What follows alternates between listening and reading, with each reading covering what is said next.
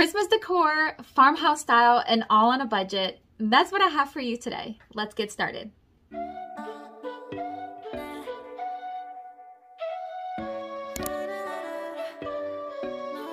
Hey everyone, welcome back to DIY Beauty on Purpose. My name is Leoneve and I am so excited that you are here today.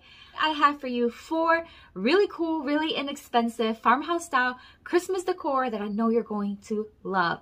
I'm also going to share with you a few tips of some things that I keep in mind when I am making my own decor to get that high-end look without the cost. So this is where we're going to start with today's project. I am going to start with these 2 boards. I got this out of my garage, but this one here is out of the hardware store where I get them for 25 cents. And I know not everybody gets them for 25 cents, but if you have a hardware store, go check out if you have a scrap wood area. Highly recommended.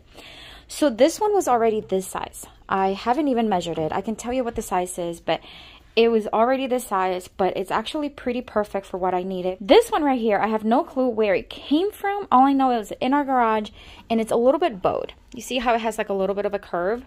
So I cut it to the same size as this one. I just basically put it in front of it, drew a line, and then cut it using my miter saw because they're gonna be right next to each other on my mantle. And I'll show you what it's gonna look like, but we're gonna start with the bigger one here.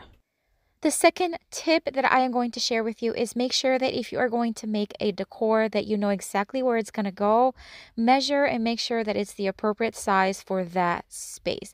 The last thing you want is to create something that is going to look too small, just not appropriately sized, and then you have to fill it in with all kinds of other decor because it's just too small. So make sure you measure and you make it the right size. So a little trick to get a lot of texture on your pieces when you are painting is to just start brushing it in all directions. Just literally brush sideways, upwards, in every direction. And when it starts drying, you start seeing a lot of texture just from the brush strokes. So I know it's hard to tell right now, but I'm going to keep painting it and I'm going to keep doing it in all different directions until I have a fairly full coat. However, I don't want perfection because we are going to be heavily distressing this piece.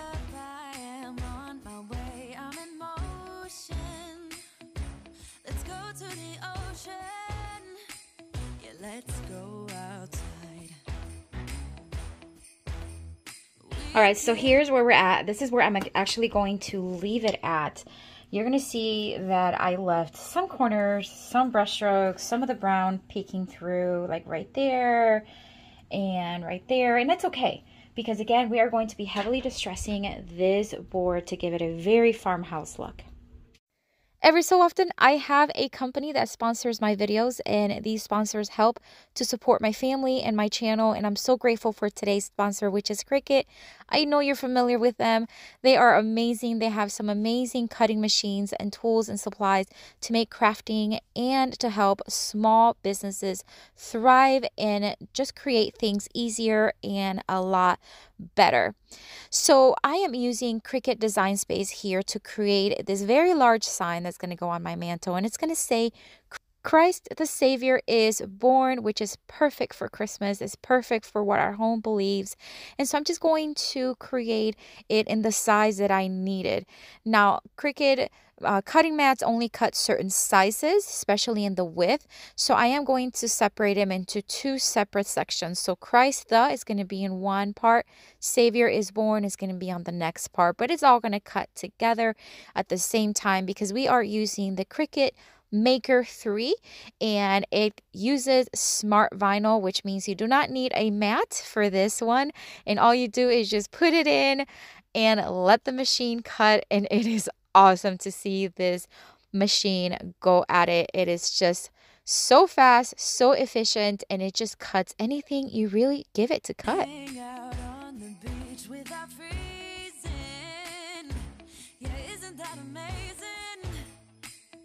In Christmas times.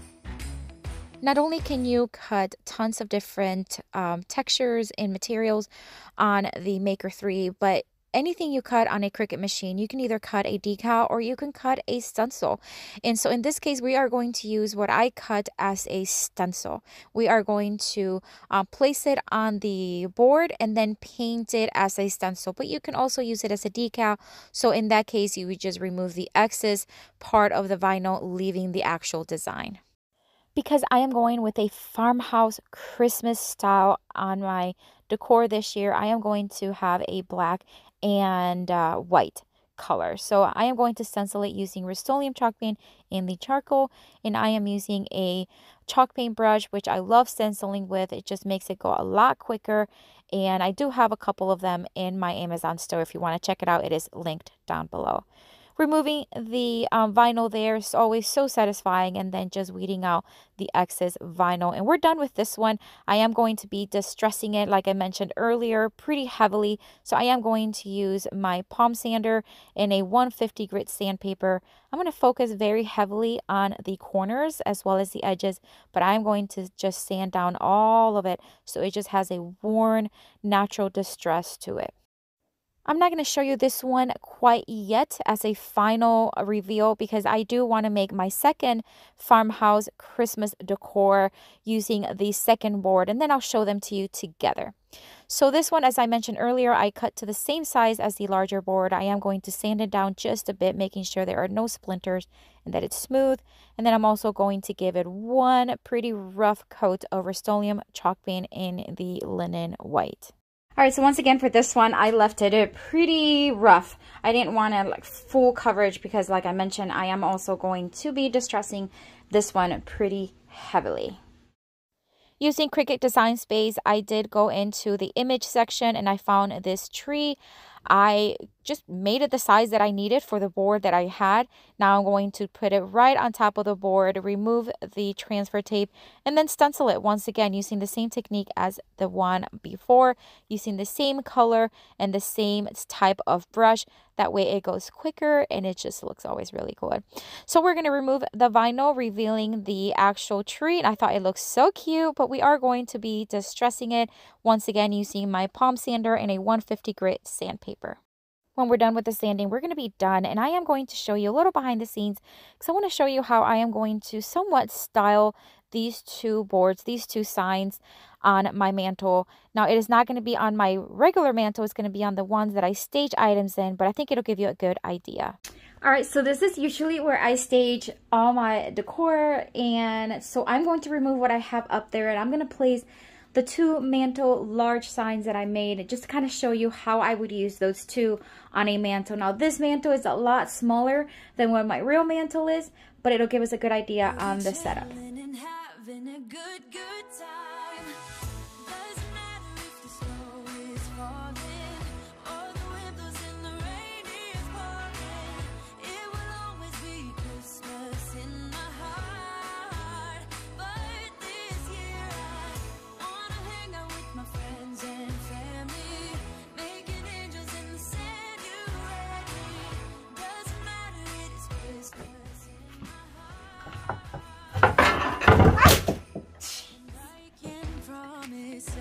Coming to visit.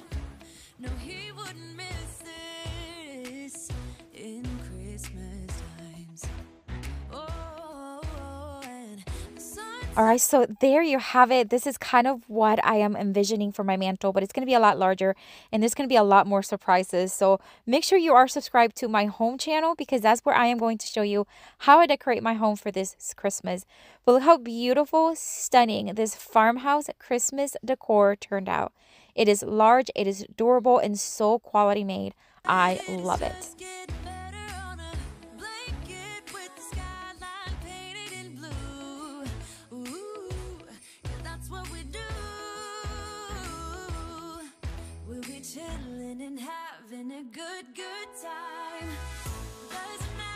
I'm in my garage right now, and if you have followed me or if you've seen any of my recent videos, I have used some of these fence posts that I got off of our yard. We had our fence replaced, and I kept several panels of fence boards, and some of these I actually already pull apart and I have here in my garage. So I'm going to take one of them and I'm going to cut them into 20-inch long pieces, and then I'm going to join them together.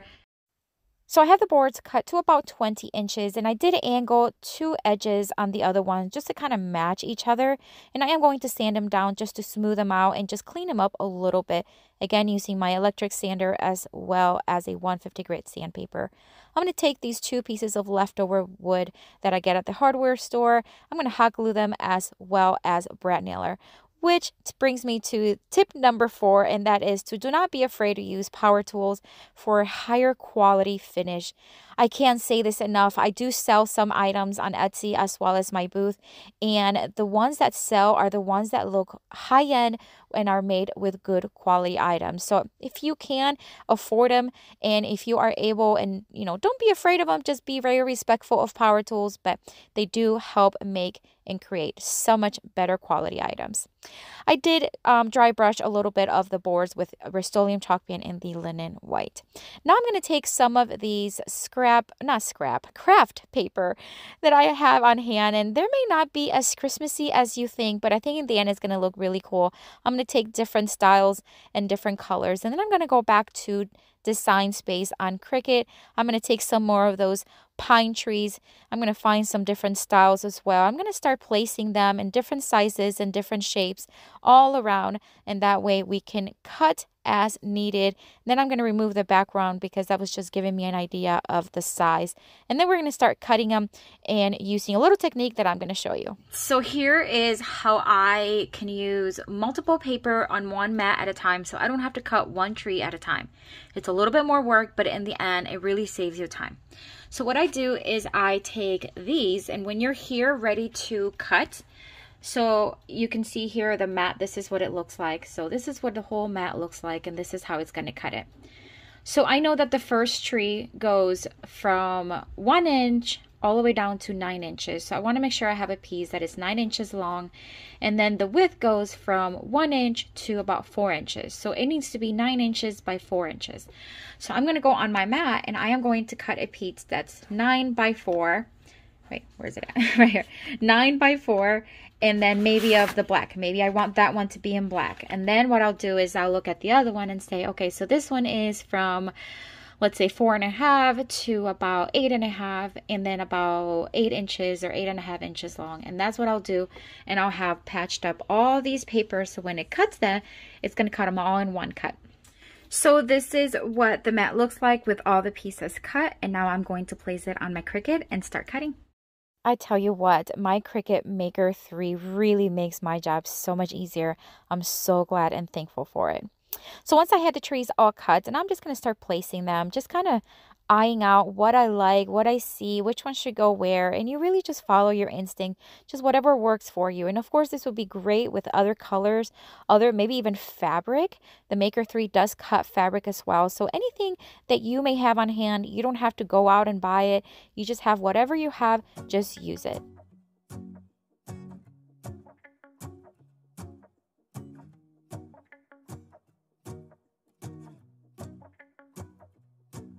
Go outside, the snow is falling down, and every child is having so much fun. The snowman is twice the size as me, with a smile as quirky as mine. We're holding hands to keep each other warm while we stand and watch a choir performing all the Christmas songs that we love. Yeah, all the Christmas songs that we love. And in a while we're gonna go inside and drink our chocolate by the fire. Cause all I want is to spend this day with you. I want to add some embellishments right to the tops. I'm going to use some of these greenery picks that I get on Amazon, and I do have them on my Amazon store.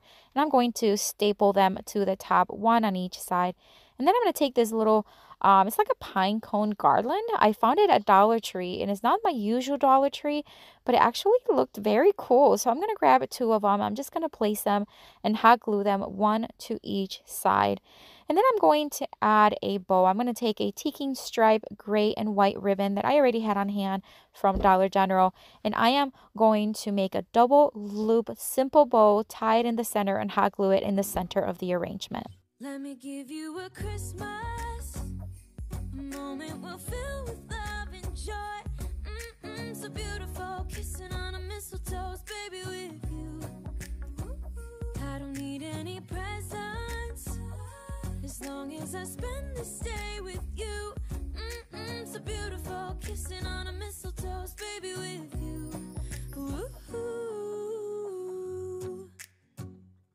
going to take some of these berries from the Dollar Tree, and I'm just going to hot glue 2 of them, 1 to each side right underneath the bowl. And then I'm going to place a little red bell from the Dollar Tree right in the center of the bowl, as well as another one of those little pine cones, and hot glue it there. And then we'll be done with this one.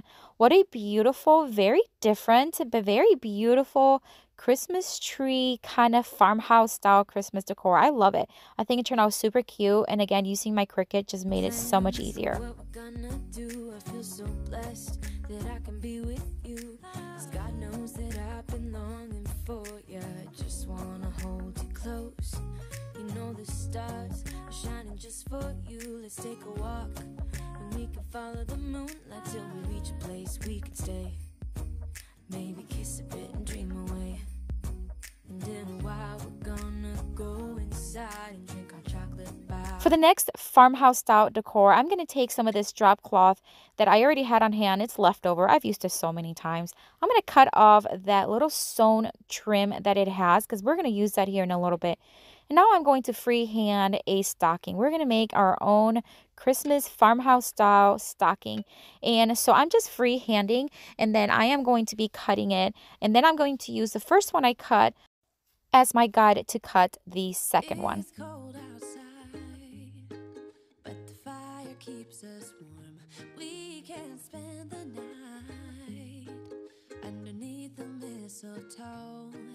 And I've gotten you a present that I put under the tree.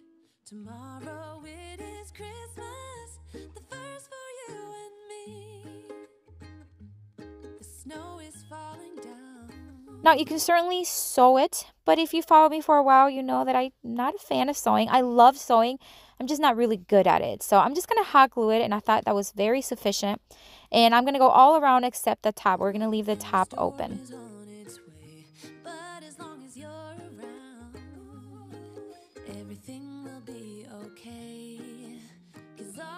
Once the glue was dry and hardened, we're just going to flip it inside out. And that way, we're going to have a nice stocking. Tomorrow it is Christmas, the first for me and you. Now we're going to take some of this dusting mop from the Dollar Tree. We're going to cut a piece. It's about maybe 3.5 inches, maybe 4 inches wide, and we're going to hot glue it to the top of the stocking. Now it is kind of messy when you work with this dusting mop, but I use it all the time for my Christmas and winter decorations, and I love it. And for $1, you really can't go wrong. So I'm just going to hot glue it to the top and then trim it as needed so it looks nice and neat and professional.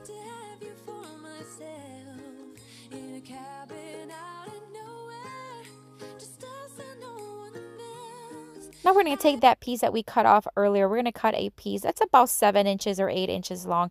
We're going to loop it and fold it in half, and then we're just going to hot glue it to the inside of the stocking. This is going to be the little hanging loop where we can hang the stocking from.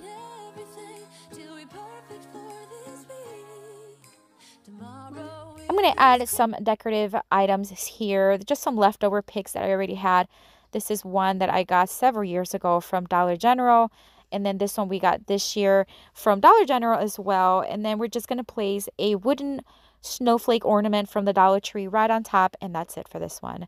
This one is stunning. So beautiful. It has that farmhouse chic kind of look, but very Christmassy, very festive. And I really love how it turned out. Now you can make as many as you want of these and placement on your mantle. I already have stockings, so I do not need new ones, but I thought I'd show you how easy it is to create your own very inexpensively. This is it for today, my friend. So much inspiration, so much farmhouse Christmas style inspiration. Let me know in the comment which one is your favorite. I want to thank you for watching. Thank you if you're visiting for the first time. Welcome. I also want to thank Cricut for sponsoring this video. Don't forget to check out their link down below in the description box to check out all their cutting machines and tools. And I'm going to have 2 playlists here, actually a video and a playlist that I think you're going to love. A lot more farmhouse Christmas decor inspiration. So I'll see you later and have a blessed day. Bye.